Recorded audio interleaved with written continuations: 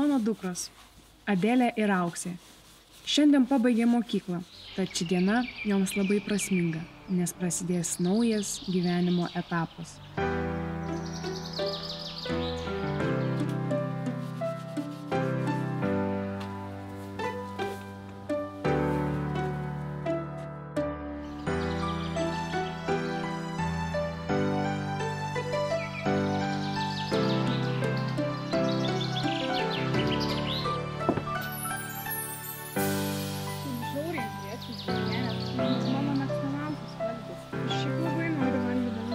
Mama padarė valgyti irgi. Mergos, obuolių iš sodo pririnkau, ateikit. Tuoj ateinam.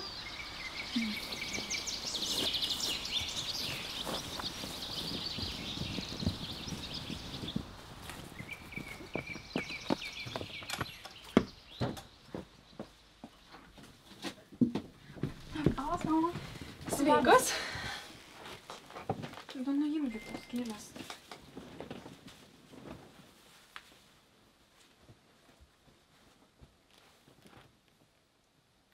Kaip praėjo diena mokykloje? Puikiai. Tau, Adelė? Gerai. Labai tikiuosi, kad rudenį išeisit abi mokytis kažkur.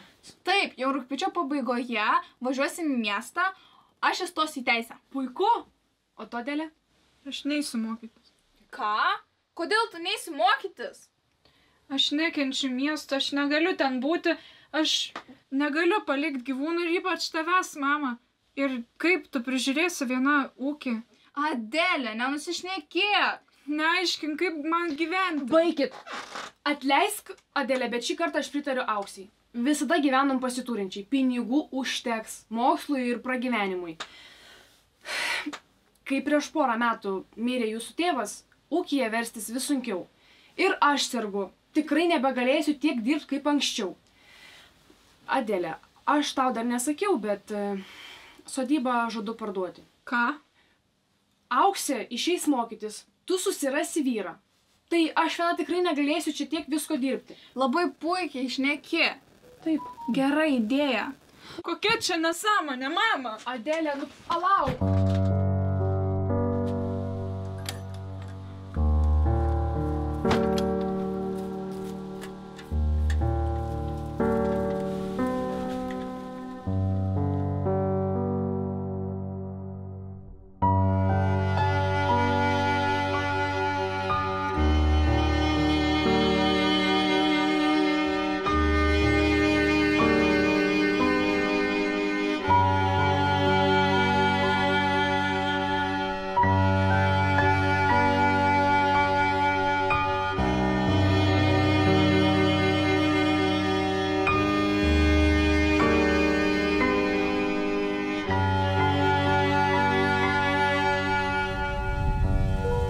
Kaip gali taip lengvai paleisti namus, kuriuose užaugai? Gali pykt kiek nori, bet bus taip, kaip aš noriu. Ne kaip tu nori, o kaip mama norės. Mama jau rado pirkėjus, po mėnesio išsikraustom. Kodėl ne rudenį? Todėl, nes mama norėjo anksčiau. Ir šiaip, karvę irgi parduosim, tai kol gali atsibučiuok su ja.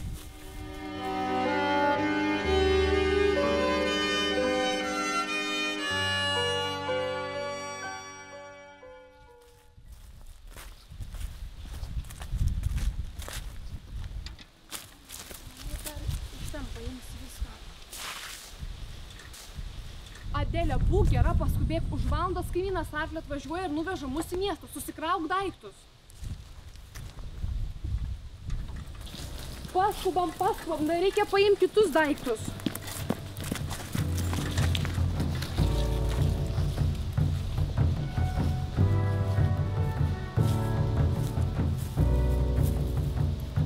Atvažiuosiu tavęs aplankyti. Tikiuosi, naujieji šeimininkai nenupjaus tavęs.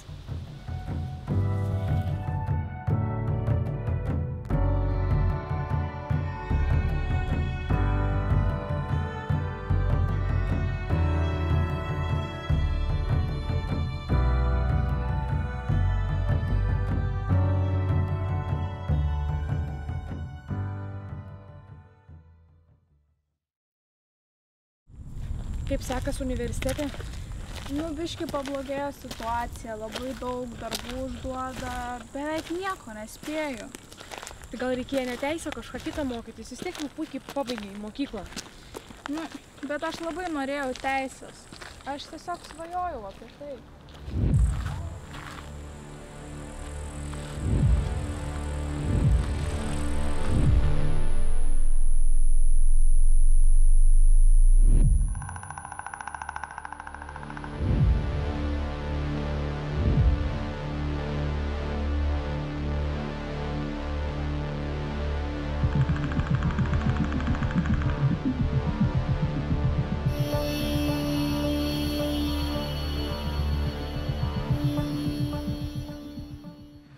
Negalvojau, kad bus taip sunku mokytis. Turiu tiek daug skolų ir vos suspėju. Kaip tavo seseriai sekasi? Adeliai, jai man atrodo depresija. Ji nieko nevalgo, niekur neina ir tik mokosi. Na, aišku, mokytis jai sekasi gerai. Bet vis tiek jinai vaidina kankinę, nes turi gyventi mieste. Ji mokosi veterinariją? Taip, didžioji gyvūnų mylėtoja. Visai kaip tėtis, jis irgi buvo veterinaras. Aš ją suprantu, jai turėtų būti labai sunku. Čia taip į depresiją susirgo? Aš žinau jį. Jis labai pasiturinčių tėvų sūnus Fabijonas. Turi savo žirgyną. Žirgyną? Na, kaip gyvūnų mylėtojai, tavo sesiai labai pasisekė. O, kažkas ateina? Ten mano mama. Sveikos, mergaitės. Labas, mama. Sveiki. Auksė, tavo atėjo laiškas, iš karto atnešiau.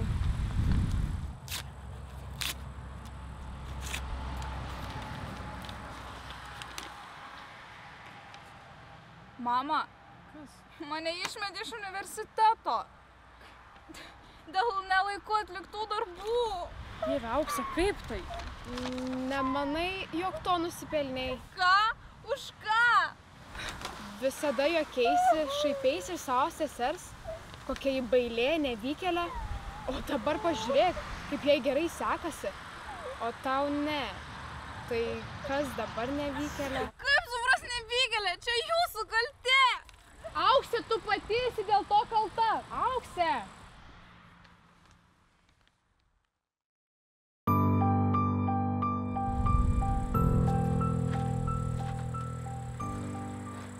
Kaip su Fabijonu sekasi? Labai gerai, va kaip tik parke buvom. Mačiau, aš su jumis prasilenkiau, nes Auksei laišką nešiau iš universiteto. Ją išmetė iš mokslų. Nu, gaila, bet jinai pati kalta, dėl to jinai nesimokė. Taip, Adelė, tu teisi. Nu, bet vat, dabar man geriau su Fabijonu, labai jisai geras, toks nuoširdus. Matai, ne viskas, kas iš pirmo žvilgsnio atrodo baisu, iš tikro taip turi būti. Tu teisi, mama. Dabar man daug geriau nei prieš tai. Nors namų dar pasiilgstu, bet Fabijonas sakė, kad mes galėsim ten dažnai apsilankyti, nes tuos namus pardavė jo draugui. Tikrai? Taip. Tu matai, kaip viskas gerai išėjo.